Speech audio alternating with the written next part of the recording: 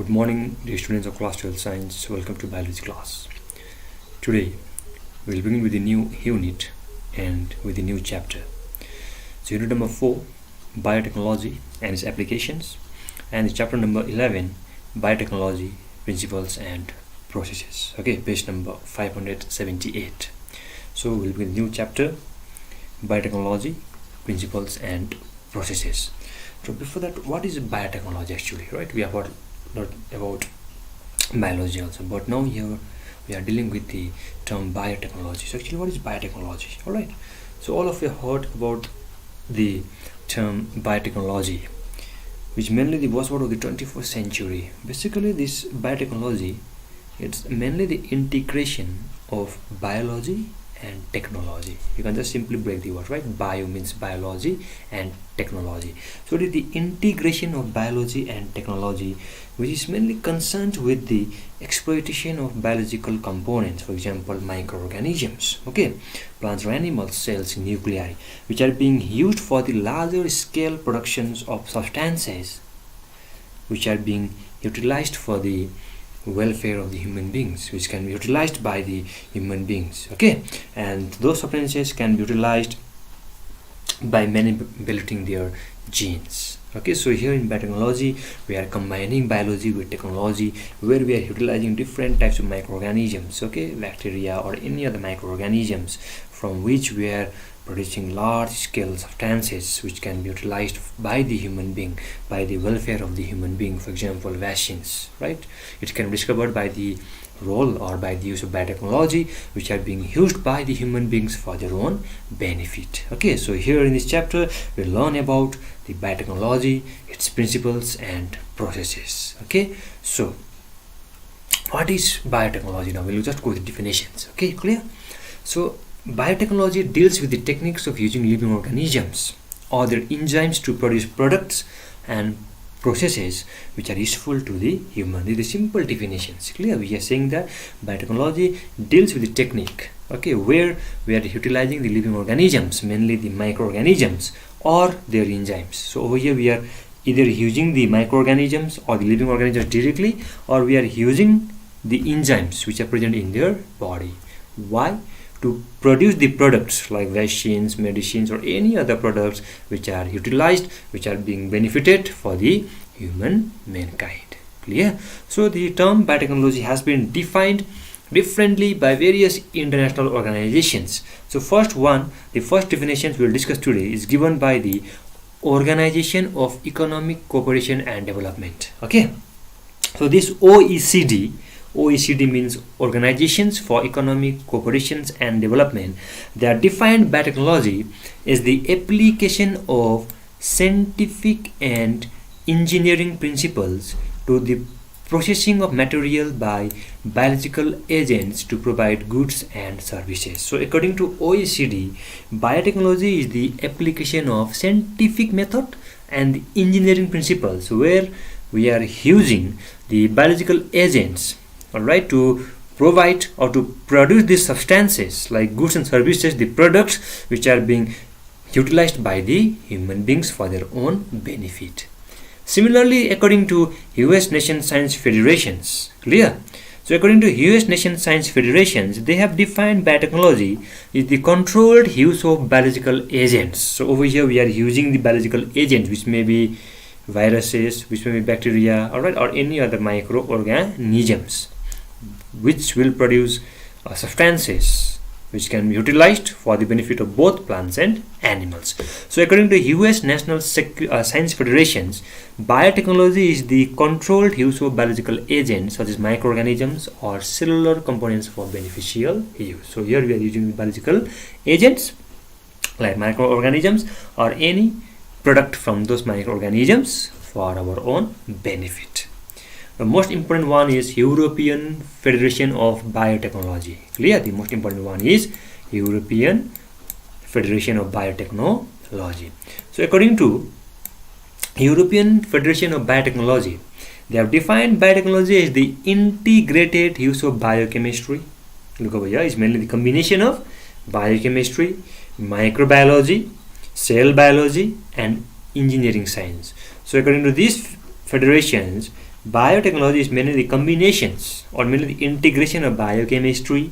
Okay, the integrations of microbiology, we're studying the microbes, we're studying cell biology, and the engineering science. Why? In order to achieve the technological applications of capabilities of microorganisms, cells, and their cells part thereof. So according to this European Federation of Biotechnology, biotechnology is mainly the integration of different field of the science like biochemistry, microbiology, cell biology, okay, and engineering science, which are being integrated to use the advantageous characteristics of the microorganisms, which can be utilized for the benefit of the human being. Not only the microorganisms but the cells, or that any part of the cells which are being benefited to the human beings can be utilized. So this is the definitions given by the European Federation of Biotechnology. Okay, but in general we can say that biotechnology deals with the techniques of using the living organisms or their enzymes to produce the products and processes useful to the humans. Only those substances which are beneficial to the human beings can be utilized, can be produced from those living organisms, and can be utilized for the benefit of the living organisms, not only for the animals but for the plants also. Clear? Okay.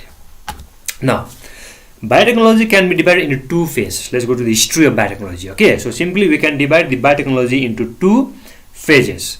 The first phase is traditional biotechnology or the old biotechnology, and the second one is modern biotechnology. Okay, so traditional means the old one, the old process, which are based on the natural capabilities of the microorganisms, because we have been utilizing the microorganisms since long time for the manufacturers of alcohols in household, right?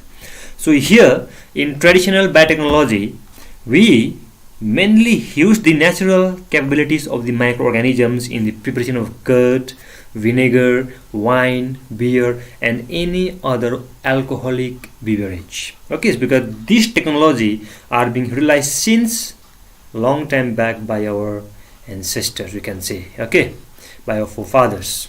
So the utilizations of the natural capability of microorganisms for the production of alcoholic beverage like wine, beer, alcohols, clear, or preparation of curd, it involves the traditional biotechnology. The second one is the modern biotechnology, the recent one, okay, where we will genetically modify the organisms, where we will manipulate, where we will change the genetic composition of an organisms in order to achieve the products of old biotechnology on larger scale. That means in traditional biotechnology we are not able to produce the product on a larger scale. Okay, so in order to produce those products in a larger scale using the microorganisms, we are following the modern biotechnology where we are altering the gene of the organisms. That's why you can see over here, which uses genetically modified organisms. The genes of organisms which has been modified are known as genetically modified organisms. Now, why are we altering the genes of such organisms?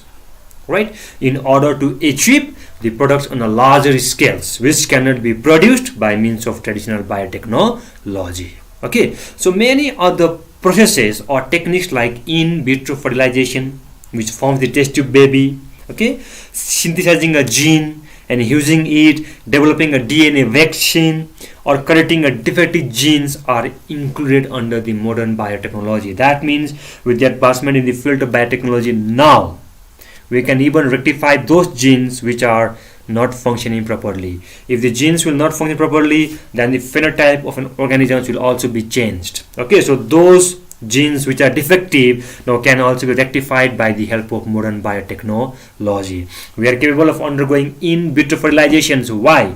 Due to the advancement in the field of modern biotechnology. We are able to develop a vaccine. It's also the product of modern biotechnology. So by the help of modern biotechnology, with the advancement in the field of biotechnology, we are able to produce the product in a larger scale which cannot be produced by the help of traditional biotechnology. Clear this one? So next one, we'll go with the few advantage that is being imparted by the modern biotechnology. Okay, so we'll go to page number 579. So we'll just see over there what are the advantages that we are getting from those genetically modified organisms, okay, which are produced by the human beings. Clear?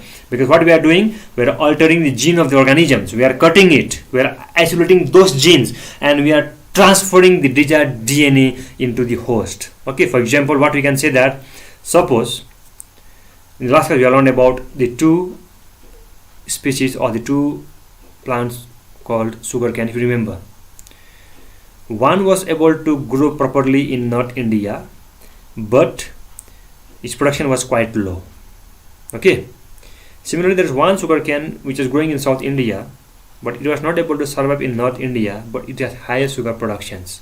And if you remember, we have combined the characteristics of both the parents and we have created the progeny, right? So it is mainly the role of biotechnology that we are trying to create the progeny with the desirable characteristics, the character that we want. So here in modern biotechnology also, what we are doing, we are altering the gene of the organisms, and those organisms whose genes has been altered, whose gene has been changed, are known as genetically modified organisms. And those organisms are not produced naturally. Remember, they are produced by the role of human beings, by the men. So what we do, we mainly cut those genes. Okay, we'll isolate those genes and we will transfer those genes into the host in order to get the desirable characteristics. But why are we doing that under modern biotechnology? This is the most important questions.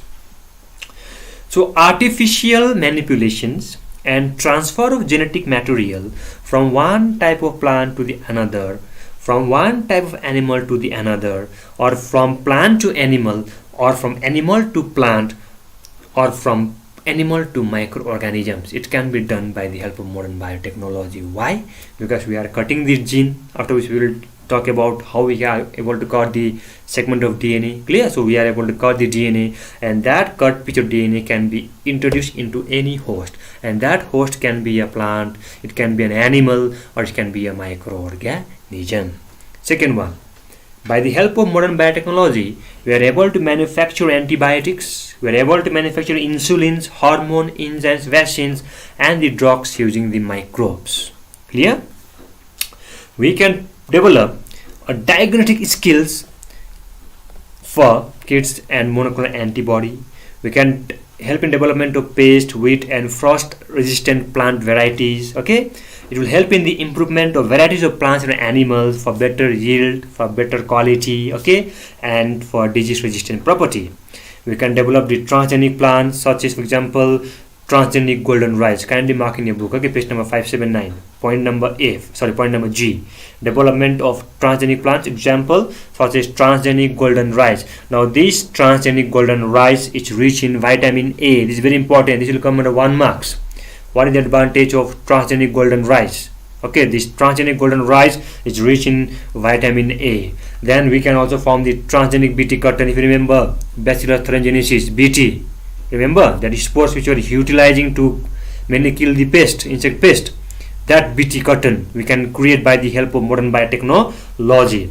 Then development of genetically engineered bacteria for cleaning the environmental pollutants. Okay. Then sequencing of human genome, the total genetic composition in organisms.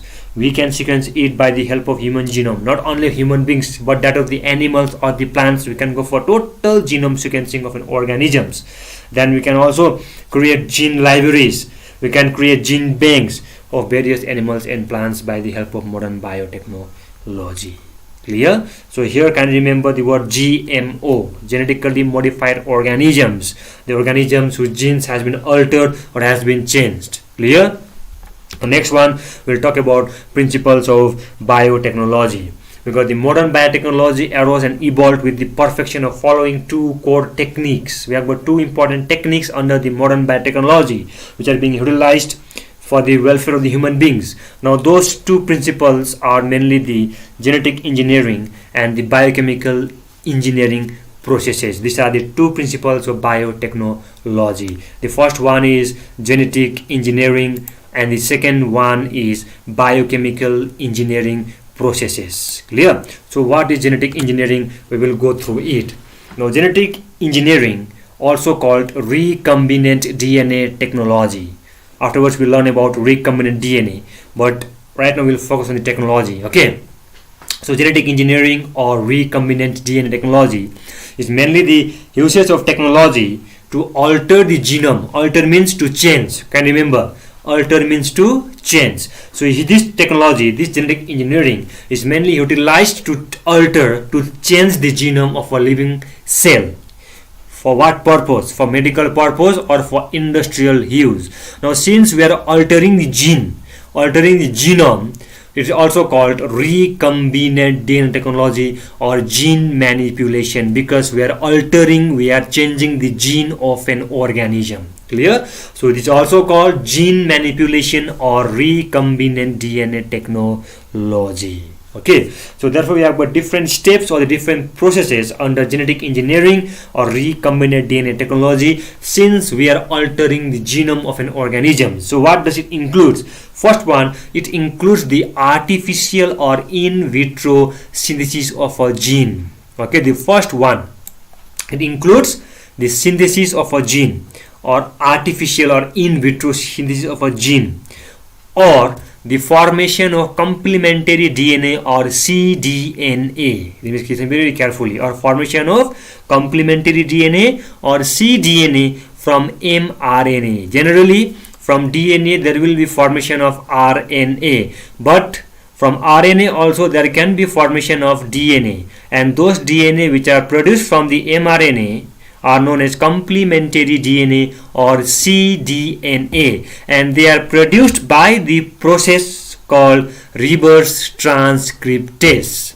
Clear? They are produced by the enzymes called reverse transcriptase by the process known as reverse transcription. Listen very carefully. I am saying that from mRNA there can be formation of complementary DNA or cDNA, and this particular process from where complementary DNA will be produced from the mRNA is known as reverse transcription. Okay, reverse transcription, because generally in transcription there will be formation of mRNA from DNA, but here complementary DNA is being produced from mRNA, so we are using the term reverse transcription, and the enzyme involved in this process is called reverse transcriptase. Okay, so first of all it includes the synthesis of a gene artificially or in vitro, then formation of complementary DNA from mRNA by the help of the enzyme reverse transcriptase, or we can isolate the desirable gene or the segment of the DNA having the desirable genes. Okay, second one, now those segment of DNA which bears the characters that we want, which are desirable gene segment which are present in the DNA, now that DNA are introduced into the vector DNA. Now what does vector DNA? Vector DNA will help in carrying the piece of DNA which will bear the character that we want. The desirable piece of DNA segments now can be introduced into the host by the help of vector DNA. Just think of the vector Plasmodium. Plasmodium is not the one, Anopheles mosquito is not the one that will cause the disease malaria. But if you remember that female Anopheles mosquito is a vector. Why do we call it vector? Because it will help in the transportation of malarial parasite Plasmodium into the body of the host, that is human being, right? So similarly in biotechnology also, to introduce the segment of DNA that contains the desirable gene can be introduced into the host body by the help of a vector DNA. Afterwards we will see which DNA can be utilized at a vector DNA, so that foreign DNA or the segment of DNA with the desirable characters can be introduced into the host body, host DNA, by the help of vector DNA, and obtaining recombinant DNA and its clone. So when we used to introduce the DNA segment containing the desirable characteristics by the help of the vector DNA into an organisms, then the DNA that will be produced will be known as recombinant DNA. This we will see afterwards. Okay. then the multiple copies of that recombinant DNA will be produced. Number 3, now those recombinant DNA which has been produced needs to undergo expression. Okay, the recombinant DNA now which has been produced will undergo expression in the culture medium. Clear? Then number 4, use of clone DNA for the modification of genome or for the additional of functional gene or genes at desired point in desired organism. So those recombinant DNA now which has been expressed in the culture medium, now it can be utilized for the modification of genome of an organism. It can be utilized for the rectification of the malfunctioning genes. If the genes are not functioning properly, then those recombinant DNA can be utilized to rectify those genes. And genes can also be introduced in the body of a desirable organism. Suppose if we want to express a gene in case of Mr. T, then that desirable genes can be introduced by the help of a vector into the body of Mr. T, and that DNA will be expressed within the body of Mr. T. Okay, so this particular process can be done, can be inculcated by the help of recombinant DNA technology. Even this technique can also be utilized for the repair of defective cistron, means the part of the gene that codes for a polypeptide. Okay, so this technology can also be utilized to repair the like defective cistrons or the DNA segment by using genetically engineered DNA to change the defective phenotype. Because if the genes will be defective, then the characteristics which are visible, the phenotype will also be changed. So those phenotypes, those non-functioning genes can also be rectified by the help of genetic engineering or recombinant DNA technology. Then next one, combining genes from different organisms or synthesis of recombinant DNA. So this genetic engineering can also be utilized to synthesize the genes from two different organisms. Clear? So genetic engineering is mainly the usage of technology to alter the genome of a living organisms or living cells for the medical or industrial use. Okay, it's also called gene manipulation or recombinant DNA technology, which includes the in vitro synthesis of gene, okay, formation of cDNA or isolation of desired gene. Okay, then that desired DNA or genes will be introduced into the body of a host by the help of vector DNA, and the DNA that will be produced in the host will be known as the recombinant DNA. Now those recombinant DNA will be expressed in the culture medium, and those expressed DNA can be utilized in the modification of gene of organisms or for the additional or functional genes or to obtain the gene with desirable products, okay, in desirable organisms. And it can also be used to repair the defective cistrons or the DNA segments. And by this technology, we can combine the genes from two different organisms, or we can synthesize the recombinant DNA. So this comes under the genetic engineering. Okay, now next one, recombinant DNA. Okay, because we are talking about that whenever we are trying to take out the gene from an organism, and when we introduce that gene into the host, the DNA that will be produced is known as recombinant DNA. So first of all, just look at this diagram. Okay, simply again we'll come back into that. So over here you can see the term foreign DNA, right?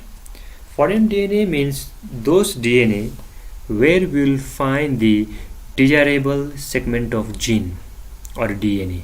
Whatever the character that we want is mainly coded by a particular segment of DNA. So if that segment of DNA can be identified, and if we will try to isolate it from the DNA, then those DNA will be known as foreign DNA. Then what we require, if you remember, we require a vector. Remember DNA vector. So in this case we are using the vector as plasmid. Now what is plasmid? Plasmid is an extra chromosomal circular DNA molecule present in bacterial cells. We are in class 11 about plasmids. So plasmids are the extra chromosomal circular DNA molecule which are present in bacteria. So those plasmids are mainly utilized as the vector. Vector will carry the segment of DNA which bears will bear the desirable gene. Okay, so what we are doing over here, first of all, within the foreign DNA we are making a cut. Can you see? We are making a cut.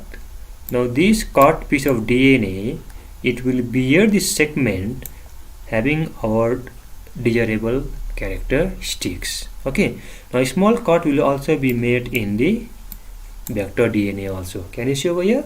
Now this cut piece of DNA segment from the DNA, foreign DNA, will be inserted into the vector.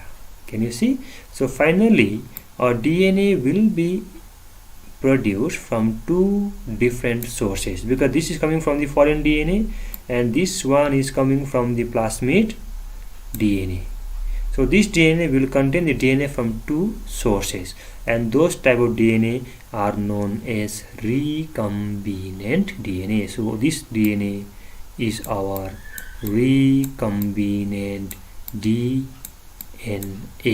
Now this DNA will be introduced into the E. coli cell. Okay, and within the body of the E. coli cells, this will undergo rapid multiplication or replication. So from one cell it will divide to form two daughter cells. Clear? Again these two daughter cells will divide to form four daughter cells and will keep on multiplying. So this DNA is known as the recombinant DNA because it contains the DNA from two different sources. Okay, so we'll come back to this afterwards. Okay, so we'll first go with the theory part, then again we will come back to this diagram and it will be clear for you. Okay, so let's come back to recombinant DNA. So recombinant DNA is the DNA from two different sources. Now I think it's clear for you. One DNA is from the foreign DNA and another DNA is from the vector DNA, because we are combining those two DNA, because we are cutting that foreign DNA and that cut piece of DNA is being introduced into the vector DNA, and that vector DNA along with the foreign DNA will be known as recombinant DNA because the DNA is from two different sources. Okay, now those two DNA, alright, or the foreign DNA will be linked with the vector DNA. Can you see we are formed by the union of foreign DNA with the vector DNA. I think it's clear for you now.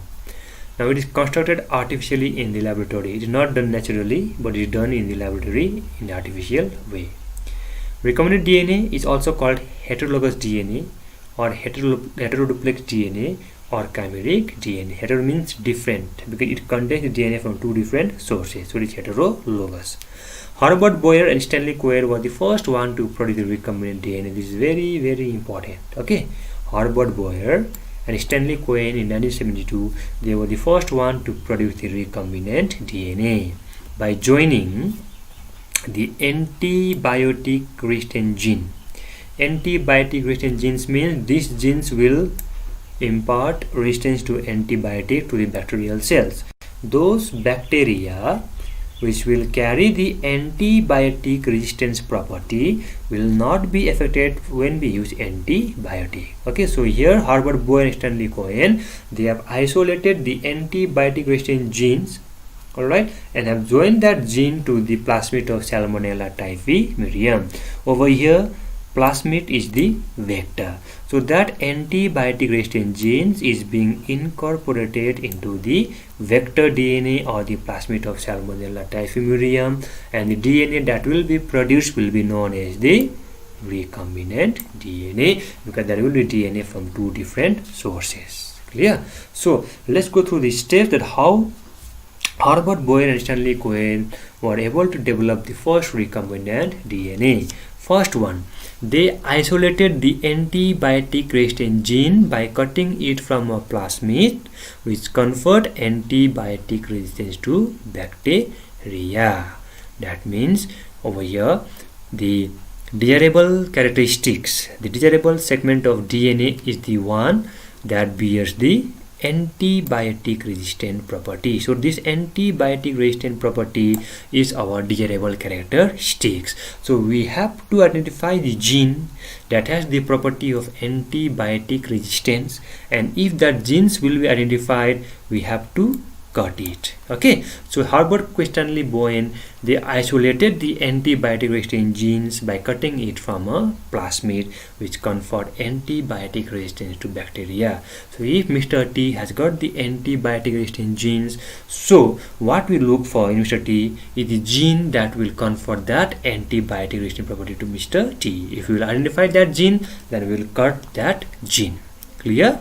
Then number 2, the cutting of DNA. So how can we cut DNA? We cannot simply take the seizure and cut that segment of DNA. We cannot see the genes, right? So how can we cut the DNA? So this cutting of DNA was possible by the discovery of the molecular seizure. Molecular seizure, because it will cut the DNA at the molecular level. We are not cutting it simply by the help of seizure, right? So we are cutting it at the molecular level, at the DNA level, and for that we require a molecular seizure, and the name of that molecular seizure is called restriction endonuclease enzyme. So this restriction endonuclease enzyme is utilized to cut the piece of DNA in the foreign DNA and the vector DNA. Clear? Now cutting has been done. Now the cut piece of DNA with antibiotic resistant property is linked with the vector plasmid. So what we are doing now, that cut piece of DNA is being linked to the vector DNA, and for just linking the cut piece of DNA with the vector DNA, we don't require a glue. We are not utilizing the simple glue or Fevikwik or the Fevicol. Clear? But we require a molecular glue. Like the molecular seizures, we will require a molecular glue, and the name of that molecular glue is DNA ligase. So this DNA ligase will help in linking the or joining the foreign DNA with the vector DNA. Clear? Then a new circular replicating DNA will be created, will be formed, and that DNA will be known as recombinant DNA, which is capable of self-replicating. So this results in the formation of a new circular self-replicating DNA called recombinant DNA. Okay, and when this recombinant DNA is introduced into the E. coli cell, it replicates using the host DNA polymerase. This DNA polymerase enzyme is utilized to replicate, to multiply the number of DNA molecule. This we'll learn in details when you go through the molecular biology. Okay, but the DNA polymerase enzyme is used to increase the number of DNA, to make multiple copies of DNA. Just for now, just think of that. Okay, this DNA polymerase is utilized to make multiple copies of DNA. Okay, and the ability to form gene or multiple copies of DNA is called gene cloning. Okay, so now we'll go with the diagram and it will be clear for you. Okay, so first one, what we are doing now. Okay, look at the first one. So first one, we are taking the foreign DNA, because this foreign DNA will bear the characteristics of antibody resistant property. So this foreign DNA will bear a gene having the antibiotic resistance property. Okay, so now we are trying to make multiple copies of that gene. Clear? We are trying to make multiple copies of that gene which bear the antibiotic resistance property, and for that what we require, we have to go through the technique of biotechnology, because we have to produce the product on a larger scale. Clear? So first of all, we have to identify the DNA having the gene segment having the property of antibiotic resistant gene, because that is our desirable characteristics. Okay, so in the foreign DNA we have got particular segment of gene having that characteristics. Clear? Then we require a vector DNA, because vector DNA are the one which will carry the cut piece of DNA having the desirable characteristics. So first of all, for cutting of DNA, what we require? We require a molecular seizure. And what is the name of the molecular seizure? Come back to this page. Restriction endonuclease enzyme. So by the help of this enzyme, we will cut the gene of interest. Okay, so this is the gene having the antibiotic resistance property. Now the same enzyme, restriction endonuclease enzyme, will also be utilized to make a cut in the vector DNA. Now can you see the gap in the vector DNA? Okay, now in that gap, what are we doing? We are putting this cut piece of DNA over here.